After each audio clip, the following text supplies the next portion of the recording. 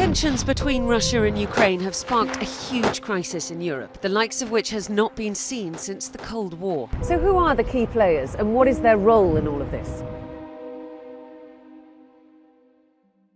First of all, right at the centre of it all is Vladimir Putin. The president of Russia. He has been the most powerful figure in the country for over 2 decades. An intelligence officer for 16 years before, he has done more to shape modern Russia than anyone else in the last 20 years. He believes that Ukrainians and Russians are one people. The Soviet Union arose thanks to the Bolshevik policy. Now its descendants have demolished Lenin's monuments in Ukraine. They call it decommunization. You want to be decommunized? Well, we're quite fine with that. But don't stop halfway. We are ready to show you what decommunizing Ukraine really means. Sergei Lavrov has been the foreign minister since 2004 and is almost universally respected by both friends and foes as a wily, tough operator. A chain-smoking whiskey lover, he's been the face of Russia's diplomatic efforts in the current Ukraine spat, and in a clearly staged video released by the Kremlin, has encouraged Putin to keep giving talks with the West a chance. Мне кажется, наши возможности далеко не исчерпаны. Они, конечно, не должны продолжаться бесконечно, но на данном этапе я бы предложил их продолжать и наращивать. Then there's the Siloviki, the security men around Putin, who are said to have a lot of influence over his thinking. Nikolai Patrushev is the head of Russia's powerful Security Council. A public inquiry in the UK found that he was probably responsible for ordering the killing of Alexander Litvinenko in London. He echoes Putin's views on Ukraine as a protectorate of the country and has called it a total absurdity that Russia is threatening Ukraine. Then there's Sergei Narishkin, head of Russia's Foreign Intelligence Agency. The former KGB officer compared Ukraine's government to Hitler's occupation. He's played a prominent role in promoting favourable interpretations of Russian history. Essential to the Ukrainian conflict are the 2 separatist regions in Donbass, the so-called Donetsk and Luhansk People's Republics.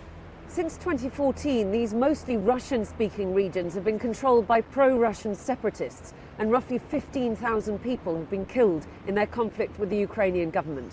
The leader in Donetsk, Denis Pushilin, has warned that a full-scale war could break out at any time. Мы не исключаем, что вынуждены будем обратиться с учетом того, обратиться к России. В случае того, если Украина, пользуясь поддержкой западных стран, придет определенную грань. Мы будем реагировать по ситуации. Volodymyr Zelensky has had a unique rise to power.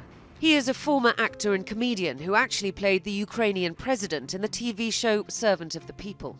He has made it very clear that he wants Ukraine to join the EU and NATO. Ukraine's desire to join the European Union, to strengthen its borders, you are very well aware of it. And we would like NATO membership, which would be a guarantee of our security. He has consistently played down the conflict for fear of causing panic at home and even more economic instability. But he has warned that conflict could lead to a full-fledged war in Europe.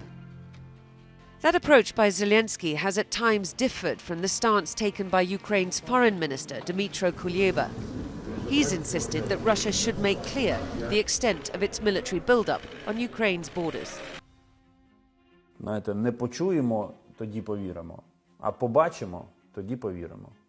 Побачимо відведення, повіримо у деескалацію. Be in no doubt as to whether Ukraine intends to push back against a potential Russian invasion if the country's most senior soldier is anything to go by. Винятково за своє. Тому я не тішив себе ілюзіями і не чекав манни небесної. Я воював і готував свої Збройні Сили України. І крапка. For years now, China and Russia have been growing closer, with President Xi Jinping recently hosting Vladimir Putin as guest of honor at the Beijing Olympics. In a lengthy joint statement, the 2 countries criticized NATO's expansion, rebuked certain states in the West for the way they seek to impose their own democratic standards on others, and they described their friendship as having no limits.